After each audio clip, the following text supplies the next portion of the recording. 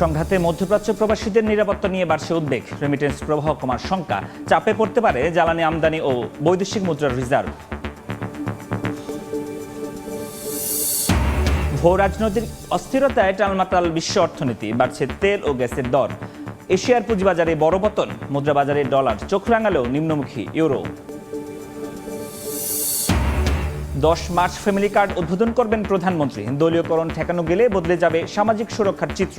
উপকারভোগী বাসে কঠোরতার আশ্বাস জনপ্রতিনিধির। অফিস টাইমে নারায়ণগঞ্জে ভূমি অফিসে ঝুলছিল তালা। প্রতিমন্ত্রীর আকস্মিক পরিদর্শনে তড়িঘড়ি করে আসেন কর্মকর্তা। ঢাকা মেডিকেলে ঝটিকা সফরে স্বাস্থ্যমন্ত্রী। এবং ভরা মৌসুমে আলুর বাজারের বড় দরপতন, বিক্রি হচ্ছে উৎপাদন খরচের অর্ধেক দামে। লোকসানে উত্তরের কৃষকরা, সরকারিভাবে যৌক্তিক মূল্য নির্ধারণের দাবি।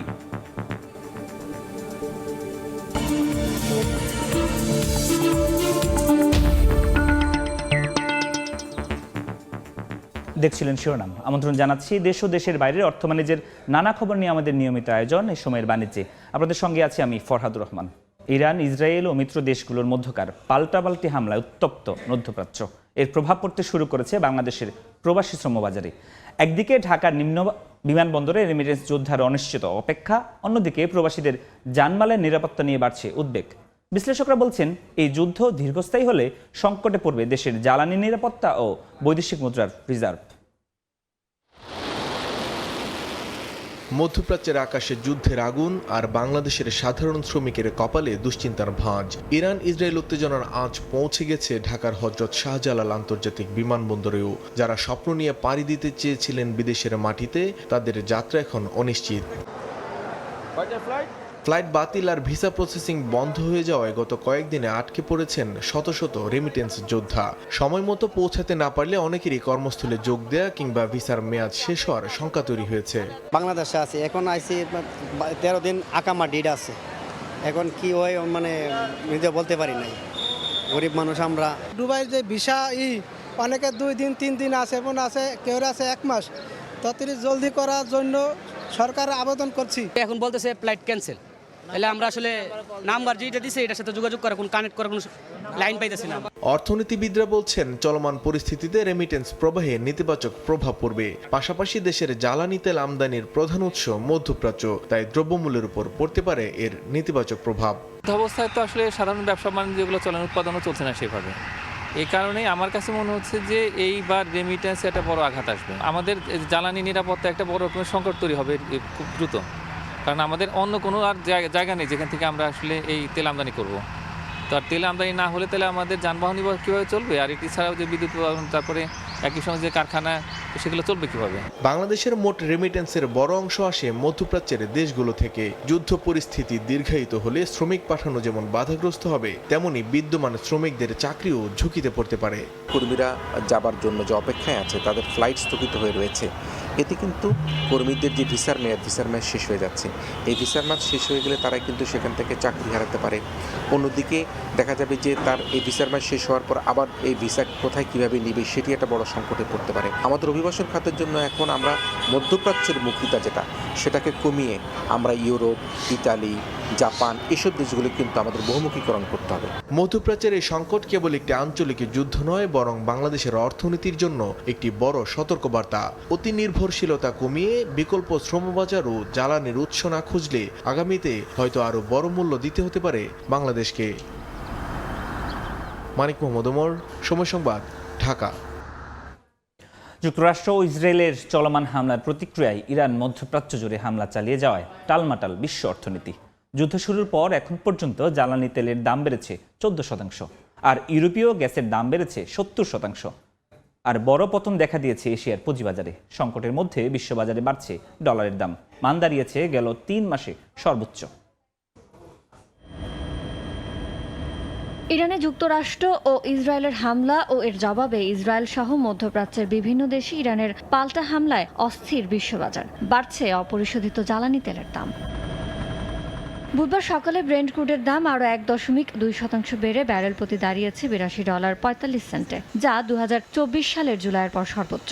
যুদ্ধ শুরুর পর এখন পর্যন্ত দাম বেড়েছে 14%, আর ইউরোপীয় গ্যাসের দাম বেড়েছে 70%। কাতারে বিশ্বের বৃহত্তম এলএনজি রফতানিকারক কারখানা বন্ধ হওয়ার অনিশ্চয়তার মধ্যে ইউরোপে প্রাকৃতিক গ্যাসের দাম 2023 সালের পর সর্বোচ্চে পৌঁছেছে। বিশ্বে প্রায় 20% তেল ও গ্যাস পরিবহন হওয়া হরমুজ প্রণালীর প্রবেশপথে আন্তর্জাতিক জাহাজ চলাচল প্রায় স্থবির হয়ে পড়েছে।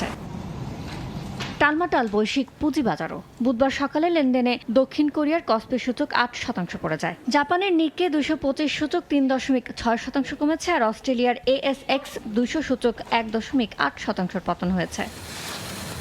সংকটের মধ্যে বিশ্ববাজারে বাড়ছে ডলারের দাম। বিনিয়োগকারীরা বলছেন সংকটকালে নিরাপদ আশ্রয় হিসেবে ডলার এখনও কার্যকর। ডলার সূচক 0.2% বেড়ে 99.28-এ দাঁড়িয়েছে, যা 3 মাসের মধ্যে সর্বোচ্চ মান। বিপরীতে ইউরোতে আস্থা হারাচ্ছে বাজার। প্রতি ইউরোর মান 0.3% কমে $1.15 নেমেছে। একইভাবে ব্রিটিশ পাউন্ডের মানও 0.3% কমে $1.33 ঠেকেছে। ভার্চুয়াল মুদ্রা বিটকয়েনের দাম 0.8% বেড়ে প্রতিটির দাম দাঁড়িয়েছে $66,585। ইয়ানুর শিফাত, সময় সংবাদ। মধ্যপ্রাচ্য যুদ্ধের সার্বিক পরিস্থিতি বিবেচনায় দুবাইয়ে আটকে পড়াদের দেশে ফিরিয়ে আনতে ইউএস বাংলা সহ কয়েকটি এয়ারলাইন্সকে বিশেষ ফ্লাইট পরিচালনার অনুমতি দিয়েছে দুবাই এয়ারপোর্ট কর্তৃপক্ষ। মধ্যপ্রাচ্যগামী ও মধ্যপ্রাচ্য থেকে ঢাকামুখী ফ্লাইটের বিস্তারিত জানাতে এই মুহূর্তে শাহজালাল আন্তর্জাতিক বিমানবন্দরে আছেন সহকর্মী অন্তর হোসেন। সরাসরি যাচ্ছি তার কাছে। মধ্যপ্রাচ্যের সংঘাতের জেরে একের পর এক বাতিল হচ্ছে মধ্যপ্রাচ্যগামী বেশ কয়েকটি ফ্লাইট। 28 ফেব্রুয়ারি থেকে ইরান, ইরাক, বাহরাইন, জর্ডান, সংযুক্ত আরব আমিরাতের আকাশসীমা সাময়িকভাবে বন্ধ ঘোষণা করার এর সরাসরি প্রভাব কিন্তু পড়ছে ঢাকা হজরত শাহজালাল আন্তর্জাতিক বিমানবন্দরে। আকাশপথ বন্ধ থাকায় কিন্তু আন্তর্জাতিক বিভিন্ন এয়ারলাইন্সের যে ফ্লাইট সূচি রয়েছে সেগুলো কিন্তু তছনছ হয়ে গেছে। এ পর্যন্ত 147টি ফ্লাইট বাতিল হয়েছে। এর মধ্যে আগামী 5 মার্চ পর্যন্ত এই অঞ্চলের 6টি গুরুত্বপূর্ণ রুটের যে ফ্লাইটগুলো ছিল সব বাতিল ঘোষণা করেছে বিমান বাংলাদেশ এয়ারলাইন্স। এদিকে কাতার এয়ারওয়েজের দোহাগামী 10টা 45 মিনিটের ফ্লাইট আজ বাতিল হয়েছে। কুয়েত এয়ারওয়েজের 4 তারিখ অর্থাৎ আজকের একটি, আর 5 তারিখে 2টি ফ্লাইট বাতিল হয়েছে। জাজিরা এয়ারওয়েজের আজকের 2টি ফ্লাইট বাতিল হয়েছে। এদিকে আটকে পড়া বাংলাদেশিদের ফিরিয়ে আনতে কিন্তু ঢাকা দুবাই রুটে 2টি বিশেষ ফ্লাইট পরিচালনা করবে ইউএস বাংলা। প্রথম ফ্লাইটটি ঢাকার হজরত শাহজালাল আন্তর্জাতিক বিমানবন্দর থেকে আজ সকাল 7টা 20 মিনিটে দুবাইয়ের উদ্দেশ্যে উড্ডয়ন করবে।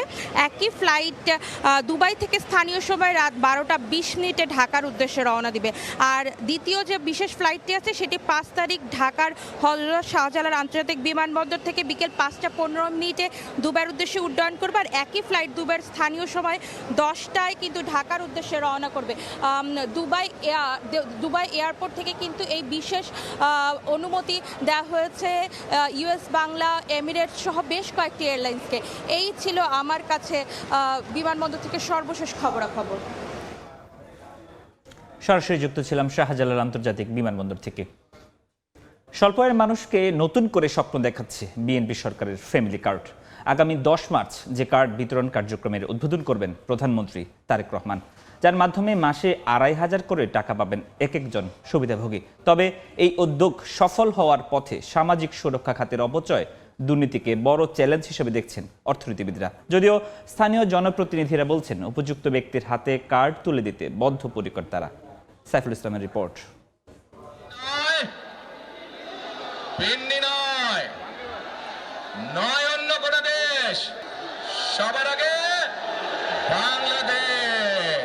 সবার আগে বাংলাদেশ, এই স্লোগানে যে নির্বাচনী প্রচারণা শুরু করেছিল বিএনপি, সেখানে ক্ষমতায় গেলে 4 কোটি পরিবারে ফ্যামিলি কার্ড দেওয়ার প্রতিশ্রুতি দিয়েছিলেন প্রধানমন্ত্রী তারেক রহমান। বাংলাদেশের প্রত্যেক মা বোনদের কাছে, মাদের কাছে আমরা পৌঁছে দিতে চাই। ক্ষমতা নেয়ার পর সর্বোচ্চ অগ্রাধিকার দিয়ে চলছে নিম্ন আয়ের মানুষকে দেয়া সেই প্রতিশ্রুতি রক্ষার কাজ। ঈদের আগেই সুবিধাভোগীদের হাতে এই কার্ড তুলে দিতে পরীক্ষামূলকভাবে দেশের 14 উপজেলায় চলছে তথ্য সংগ্রহ, যাচাই বাছাইয়ের কাজ, যেখানে প্রতি মাসে মিলবে 2,500 টাকা। প্রথম পর্যায়ের সুবিধাভোগীর তালিকায় আছেন রাজধানীর করাইল বস্তির বাসিন্দারাও। নুন আনতে পান্তা ফুরায় এসব মানুষের কাছে যেন এক সোনার হরিণ হয়ে আসছে বিএনপি সরকারের এই ফ্যামিলি কার্ড, যার উপর ভরসা করে ছেলে মেয়ের সংসারে আর বোঝা হয়ে থাকতে চান না 6 বছর আগে স্বামী হারানো হাজেরার মতো অনেকেই। ভালো হয় এমন ওষুধ বুড়ি খাইতে তোর কাছে আত্মপ্রাপ্ত হয় না, কিছু সুযোগ সুবিধাই পাই না। এখন এটা যদি এই স্যারের আমলে হয় তাহলে তো আমাদের মনে আর কারোর উপর বিশ্বাস থাকবে না। কখনো প্রয়োজন হলেও আমার বাবার বাড়ির জন্য বা আমার মার জন্য আমি কিছু চাইতে পারবো না, আমি সংকোচ বোধ করবো। তো ফ্যামিলি কার্ডটা পাইলে দেখা গেছে পণ্য দেখ বা টাকা নগদ দেখ, আমি এটা আমার ফ্যামিলির কাজে ইউজ করতে পারবো। নিত্যদিনের খরচ মেটাতে হিমশিম খাওয়া মানুষের চাওয়া ফ্যামিলি কার্ড বিতরণে যেন অনিয়মের গ্যারাকলে পড়ে বঞ্চিত না হন তারা। যাদের কাছে নেতা আছে, আত্মীয় স্বজন, জ্ঞাতি গোষ্ঠী 14টার নাম দেওয়া করে দেবে, অথচ আমরা যে গরিব দরিদ্র হেরা কেউ কিচ্ছু পাবো না। সরকারের ভোটার যারা এখানে ঢাকার পাবে, আর যারা ভাড়াটিয়া দেশের ভোটার কেন পাবে না? মূলত হতদরিদ্র, দরিদ্র, নিম্নবিত্ত পরিবারের মায়েরা এই সুবিধা পাবেন বলে সিদ্ধান্ত নিয়েছে সরকার। তাদের প্রত্যাশা, এই ফ্যামিলি কার্ড বিতরণে আসবে স্বচ্ছতা, কোনো রকম থাকবে না অনিয়ম। এর পাশাপাশি সুবিধাভোগী যারা, তাদের কাছেই যেন এই কার্ড পৌঁছায়। স্থানীয় প্রতিনিধিদের আশ্বাস, যাচাই বাছাই করেই সুবিধাভোগীর হাতে কার্ড তুলে দিতে চান তারা। এইখানে কোনো দলীয় নেতাকর্মী দ্বারা এই কাজটা করা হবে না। আমাদেরকে যদি বলা হয় তাদের পাশে থেকে সহযোগিতা করার জন্য, আমরা সর্বদা তাদের পাশে আছি। অর্থনীতিবিদরা বলছেন, দলীয়করণ ঠেকাতে পারলে এই কার্ড বদলে দিবে সামাজিক সুরক্ষা খাতের ব্যয়ের চিত্র। এজন্য সঠিক তথ্য ব্যবস্থাপনার তাগিদ তাদের। অনেক সময় দলীয়করণ করা হয়, এখানে দুর্নীতি করা হয়, যার থাকার কথা সে থাকে না। সবার কাছে ব্যাংক অ্যাকাউন্ট বা তাদের কাছে মোবাইল ফোনও অনেকে থাকে না। ডিজিটাল একটা রেজিস্ট্রি করা যায়, তাহলে ওই যে একটা ডুপ্লিকেশন, এই ডুপ্লিকেশনটা হয় না। এনআইডির যে স্থায়ী ঠিকানার যে সমস্যাটা, সেই সমস্যাটাও তখন কিছুটা হলেও দূরীভূত করা যায়। যদিও সাইফুল ইসলাম, সময় সংবাদ, ঢাকা। ঠিকানাও আবার দর্শক, ফ্যামিলি কার্ড সহ সামাজিক নিরাপত্তা খাত নিয়ে আলোচনার জন্য আমাদের সঙ্গে ভার্চুয়ালি যুক্ত হয়েছেন Bangladesh institute of development studies বিআইডিসির সাবেক মহাপরিচালক মোস্তফা কে মজুরি। স্যার, এ সময়ের বাণিজ্যে আপনাকে স্বাগত। আপনাকে অনেক ধন্যবাদ। স্যার, ফ্যামিলি কার্ড নিয়ে প্রতিবেদন দেখছিলাম, আপনি নিশ্চয়ই জানেন 10 মার্চ এটির উদ্বোধন হতে যাচ্ছে। একটি রাজনৈতিক দল প্রতিশ্রুতি দিয়েছিলেন এই ধরনের একটি সুবিধা সাধারণ মানুষ কিংবা নিম্ন আয়ের মানুষের জন্য নিয়ে আসবেন, সেটি কিন্তু শুরু হতে যাচ্ছে। বিষয়টি আপনার কাছে কেমন লাগছে?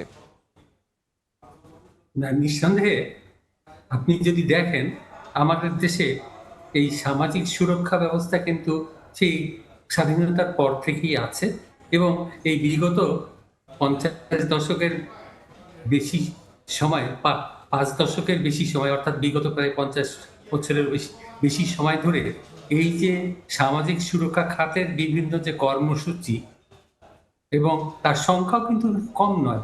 আমাদের সবাই প্রায় 150টার মতো কর্মসূচি রয়েছে।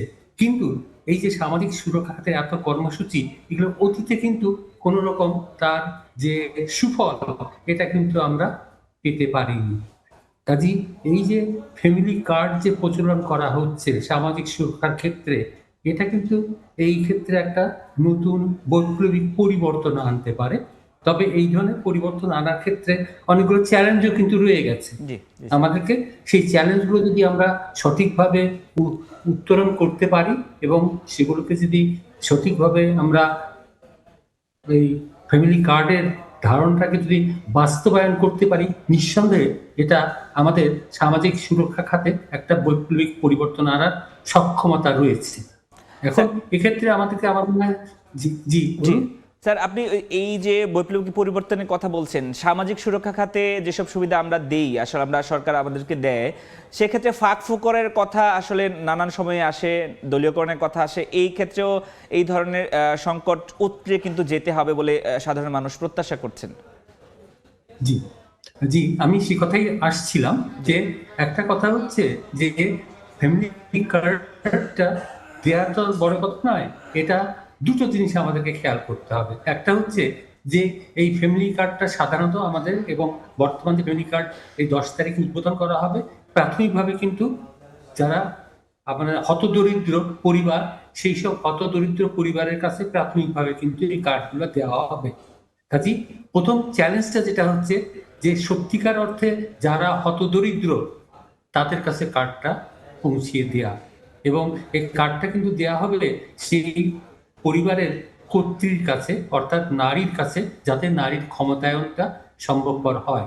এই জন্য এই যে হতদরিদ্র পরিবারকে চিহ্নিত করা, যাতে এই ক্ষেত্রে অতীতে যেটা ঘটেছে অনেক বিভিন্নভাবে এই ধরনের যে কর্মসূচিগুলোতে যাদের জন্য এই কর্মসূচি তারা কিন্তু পায়নি, পেয়েছে যারা পাওয়ার কথা নাই তারা পেয়েছে।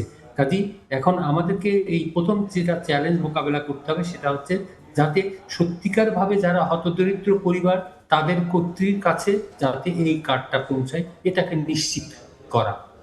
যদি স্যার কোনোভাবে এই প্রক্রিয়া বাধাগ্রস্ত হয় কিংবা সংকট তৈরি হয়, তাহলে কি স্যার যারা জনপ্রতিনিধি আছেন কিংবা দায়িত্বশীল আছেন তাদেরকে শাস্তির আওতায় আনার বিষয়টি স্পষ্ট হওয়া উচিত। তাহলে নজির সৃষ্টি হলে এই ধরনের কার্যক্রমে যারা অস্বচ্ছতা তৈরি করবে তারা যাতে সুযোগ না পায়। নিঃসন্দেহে এখানটায় যে কার্ডগুলো যখন হতদরিদ্রের সংখ্যা ধরেন একটা ইউনিয়নে যখন চিহ্নিত করা হবে যে কারা কোন কোন পরিবার হতদরিদ্র, তার জন্য সুস্পষ্ট কিছু আপনার যেটাকে বলা যায় হতদরিদ্র কারা, তাদেরকে চিহ্নিত করার জন্য সুস্পষ্ট আপনার থাকতে হবে, যেটাকে আমরা বলি ডিস্ট্রিক্ট থাকতে হবে, অর্থাৎ কারা হতদরিদ্র তাদেরকে চিহ্নিত করার ব্যবস্থাটা সুস্পষ্টভাবে থাকতে হবে। এবং যারা এটা করবেন তারা যাতে ওই সুস্পষ্ট ধারণার ভিত্তিতে হতদরিদ্র পরিবারকে চিহ্নিত করেন সেটাকে ইনশিওর করতে হবে। এবং এখানে যদি কোনো ব্যত্যয় ঘটে তাহলে আপনি যেটা বলছেন তাদের বিরুদ্ধে যদি শাস্তির ব্যবস্থা করা যায় তাহলে এই ধরনের কর্মকাণ্ড থেকে তাদেরকে বিরত করা সম্ভব। অনেক ধন্যবাদ স্যার, আমরা প্রত্যাশা করি এই ধরনের স্বচ্ছতা নিশ্চিত করা হবে এবং আমাদের সাথে আপনি আলোচনায় যুক্ত হয়েছেন এর জন্য আবার আপনাকে ধন্যবাদ জানাচ্ছি। আপনাকে অনেক ধন্যবাদ। ফ্যামিলি কার্ড ও সামাজিক সুরক্ষা খাত নিয়ে আলোচনার জন্য আমাদের সঙ্গে যুক্ত হয়েছিলেন বিআইডিসির সাবেক মহাপরিচালক মোস্তফা কে মজুরি। অর্থ, জ্বালানি ও বাণিজ্য মন্ত্রীর সঙ্গে বৈঠক করবেন ঢাকায় সফররত মার্কিন সহকারী পররাষ্ট্রমন্ত্রী পল কাপুর। এই মুহূর্তে সচিবালয়ে আছেন সহকর্মী শুভ খান, সরাসরি যাচ্ছি তার কাছে। এই মুহূর্তে বাণিজ্য মন্ত্রণালয়ে মার্কিন দক্ষিণ এবং মধ্য এশিয়া বিষয়ক পররাষ্ট্র মন্ত্রী পল কাপুরের সঙ্গে বাণিজ্য মন্ত্রী খন্দকার আব্দুল মুক্তাদিরের একটি বৈঠক চলছে। দর্শক, আপনারা জানেন যে সম্প্রতি যুক্তরাষ্ট্রের সঙ্গে বাংলাদেশের একটি পাল্টা শুল্ক চুক্তি বা বাণিজ্য চুক্তি হয়েছে। যদিও ট্রাম্পের সেই পাল্টা যে শুল্ক আরোপ সেটি সুপ্রিম কোর্ট বাতিল করে দেওয়ার পরে আসলে এই বাণিজ্য চুক্তির ভবিষ্যৎ কী হবে সেটি নিয়ে নানা ধরনের জল্পনা কল্পনা চলছে।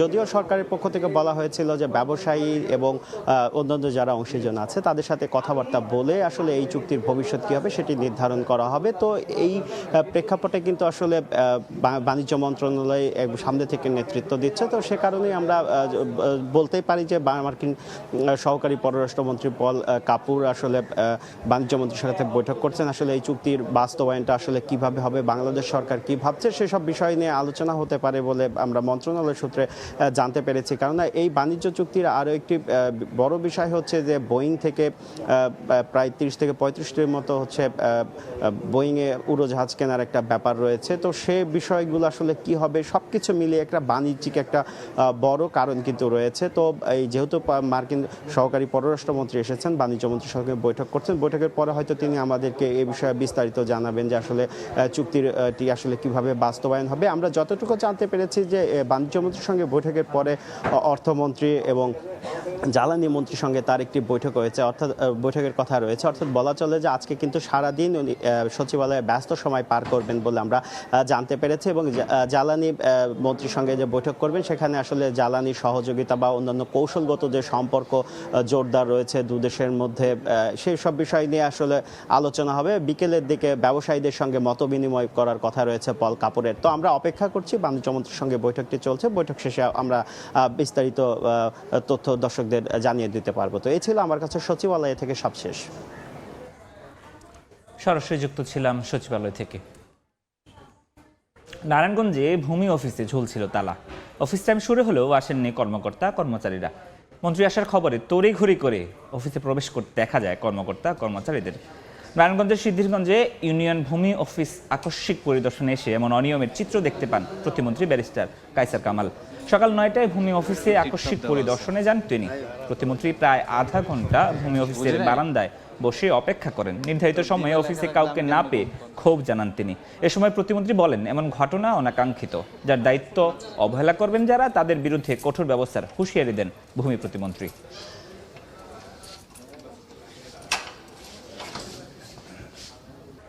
রফতানিমুখী তৈরি পোশাক শিল্প সংশ্লিষ্ট খাতের বকেয়া নগদ সহায়তার বিপরীতে 2,500 কোটি টাকা অর্থ ছাড় করেছে অর্থ মন্ত্রণালয়। মঙ্গলবার এক বিজ্ঞপ্তিতে পোশাক খাতের শীর্ষ সংগঠন বিজিএমইএ জানায়, আসন্ন ঈদে শ্রমিক কর্মচারীদের বেতন ভাতা ও উৎসব বোনাস পরিশোধে চাপে থাকা উদ্যোক্তাদের জন্য এই তফসিল সহায়ক হবে। আটকে থাকা নগদ সহায়তার অর্থ ছাড়ের দাবিতে কয়েক দফা বৈঠকের পর সরকার এই সিদ্ধান্ত নিলে বলে জানিয়েছেন সংগঠনটি। 2025-26 অর্থ বছরের তৃতীয় কিস্তির প্রথম ধাপে 1,500 কোটি টাকা ও দ্বিতীয় ধাপে 1,000 কোটি টাকা ছাড় করা হবে।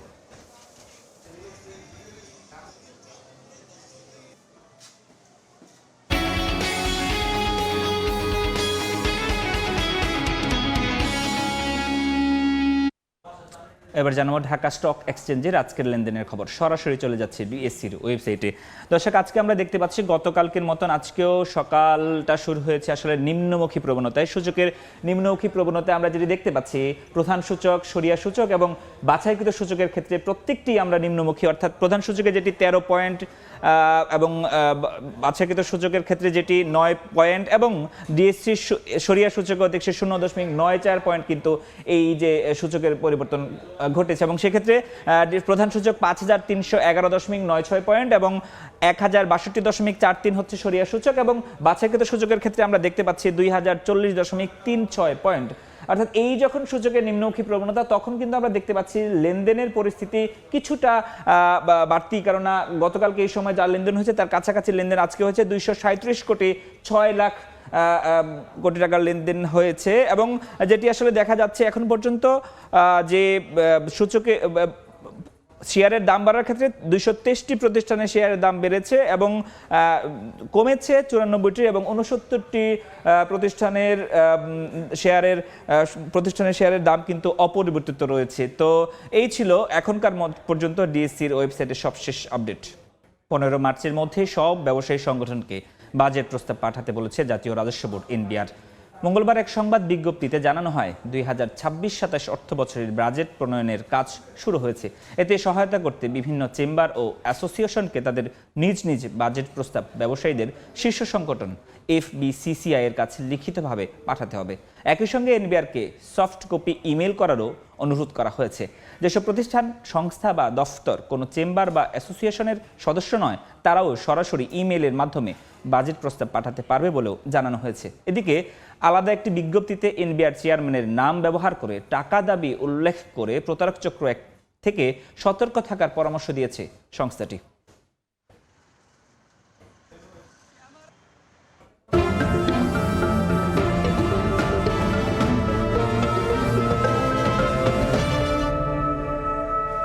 আলুর ভরা মৌসুমে দরপতনে বড় লোকসানের মুখে পড়েছে রংপুর অঞ্চলের কৃষকরা। এ বিষয়ে বিস্তারিত জানাতে রংপুর থেকে যুক্ত হচ্ছেন সহকর্মী নাজমুল ইসলাম নিশাদ। সরাসরি যাচ্ছি তার কাছে।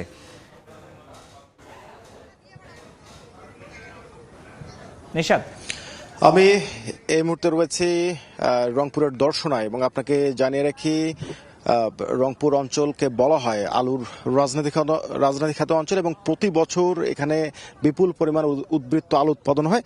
ফলে আমরা দেখছি যে গেল বছরেও এখানকার কৃষকরা আলুতে লোকসান গুনেছেন এবং এবারে মাঠের যে চিত্র আমরা দেখছি, কৃষকরা যেটি বলছেন যে 1 কেজি আলু উৎপাদনে তাদের খরচ হয়েছে 14 থেকে 16 টাকা এবং আজকে পাইকারি বাজারে সেই আলুর দর হলো 6 টাকা কেজি।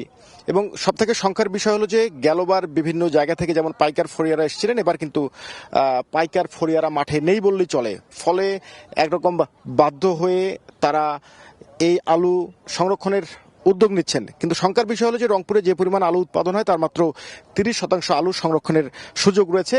বাকি আলুটা অনেকটা বাধ্য হয়ে মৌসুমের শুরুতে তাদের কম দামে বিক্রি করতে হয়, কেননা এই ফসল তুলে কৃষকরা পরবর্তী ফসলের যে পরিকল্পনা সেটি তারা করবেন। কৃষকদের পক্ষ থেকে একটি দাবি উঠেছে যে সরকার প্রতি বছর যে পরিমাণ আলু উৎপাদন হচ্ছে সেটির যদি একটি বাজার মূল্য নির্ধারণ করে দেয় তাহলে কৃষকরা শঙ্কামুক্ত থাকবেন যে তাদের যে উৎপাদন খরচ সেটি তারা তুলতে পারবেন। অন্যদিকে এই আলুর যদি রপ্তানির বাজার তৈরি করা না যায়, একই সাথে কাঁচামাল হিসেবে শিল্পে ব্যবহার বাড়ানো না যায়, তাহলে প্রতি বছর কৃষকদের যে লোকসান হচ্ছে সেটি কিন্তু বাড়তে থাকবে এবং একসময় দেখা যাবে যে কৃষকরা আলু উৎপাদনে আগ্রহ হারাবেন। আমরা বিভিন্ন জায়গায় ঘুরে কৃষকদের সাথে কথা বলেছি, তারা যেটি বলছেন যে এবারে একদম জমি তৈরিতে, উৎপাদনে, সেচ, সার সহ তাদের খরচ হয়েছে প্রায় 40,000 টাকার মতো এবং সেই আলু ক্ষেত থেকে এখন বিক্রি করলে 15 থেকে 20,000 টাকা তাদের বিক্রি করতে পারবেন, ফলে অর্ধেকই তারা লোকসানে থাকছেন। কৃষকদের দাবি যথাযথ উদ্যোগ নেওয়া জরুরি যাতে কৃষকরা লোকসান থেকে রক্ষা পান। তো সবকিছু মিলে রংপুর অঞ্চলে যে আলুর বাজার ধস সেটির সবশেষ তথ্য এই ছিল আমার কাছে। সরাসরি যুক্ত ছিলাম রংপুর থেকে। সচিবালয়ে কথা বলছেন বাণিজ্যমন্ত্রী, সরাসরি যাচ্ছে সেখানে। মাননীয় প্রধানমন্ত্রীকে যে এটি নিয়ে কোনো আলাপ, মাননীয় প্রধানমন্ত্রীকে যে কংগ্রাচুলেশন লেটার দিয়েছিলেন ট্রাম্প, সেখানে বলেছিল যে বাণিজ্য চুক্তি প্লাস সামরিক যেসব বিষয় আছে এগুলো যাতে মেনে চলে বাংলাদেশে, সেই বিষয়টা এখানে আলোচনা হয়েছে কিনা, এবং এই চুক্তি নিয়ে আপনার এক ধরনের সমালোচনা আছে বাংলাদেশে এবং বাংলাদেশের স্বার্থ বিরোধী চুক্তি হয়েছে, এই বিষয়টা আছে, তো সেটা নিয়ে আপনার কি আলোচনা? এই চুক্তির বিষয়টি আজকে আলোচনার বিষয় হিসাবে আসেনি, আর সামরিক বিষয় তো বাণিজ্য মন্ত্রণালয়ের বিষয় না। মাননীয় মন্ত্রী একটু জিজ্ঞেস করছি, সেদিন জিজ্ঞেস করেছিলাম আপনাকে, আবার একটু কাইন্ডলি করি। আপনি যদিও বলছেন যে এই বিষয়ে আপনাকে জোর করতে নেই প্রশ্ন, কিন্তু তারপরও আমরা করছি দেশের সাথে সবার আগে বাংলাদেশ, আপনার সরকারের স্লোগান।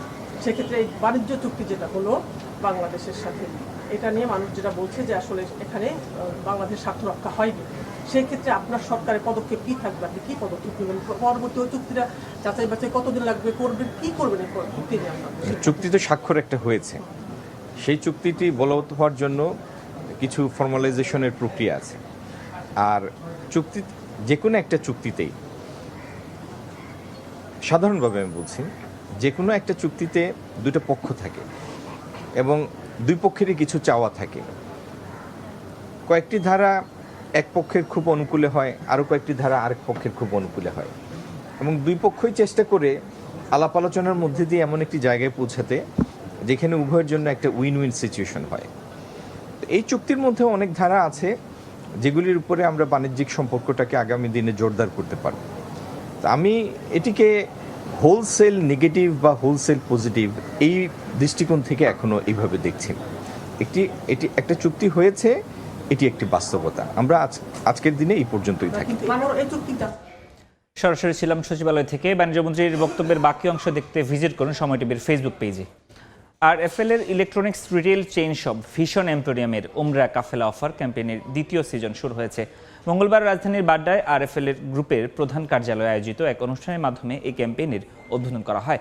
গ্রুপের ব্যবস্থাপনা পরিচালক আর.এন পাল এই কর্মসূচির উদ্বোধন করেন। এই ক্যাম্পেইনের মাধ্যমে ভিশন এম্পোরিয়ামের ক্রেতারা উমরা পালনের সুযোগ পাবেন। ভিশন এম্পোরিয়ামের যে কোনো শোরুম থেকে সর্বনিম্ন 5,000 টাকার পণ্য কিনলে গ্রাহকরা স্বয়ংক্রিয়ভাবে এই ক্যাম্পেইনটিতে অংশ নেওয়ার যোগ্য হবেন।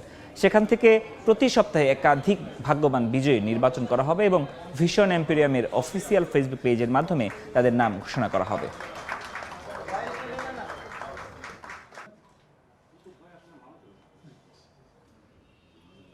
টানা 6 দফায় বাড়ানোর পর দেশের বাজারে স্বর্ণের দামে বড় পতন।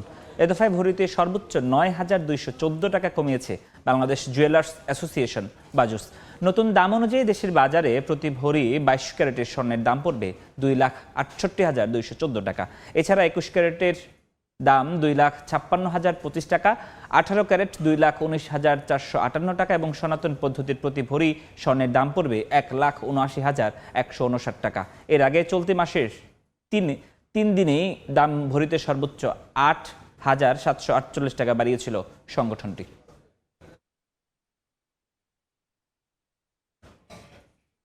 এ পর্যায়ে শীর্ষ সংবাদগুলো জানিয়ে দিচ্ছে আরেকবার।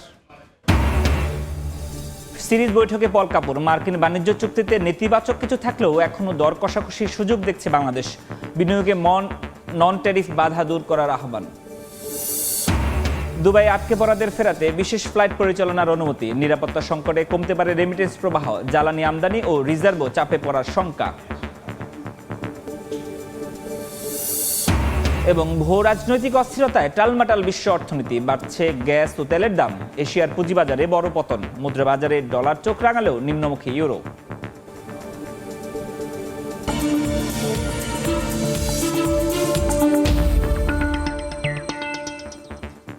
এই ছিল এই সময়ের বাণিজ্যে। দুপুর 12টার সময় সংবাদের সঙ্গে থাকবেন মনির হোসেন।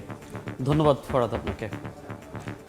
দুপুর 12টার সময় সংবাদ নিয়ে আসছে কিছুক্ষণ পর, সঙ্গেই থাকুন সময়ের।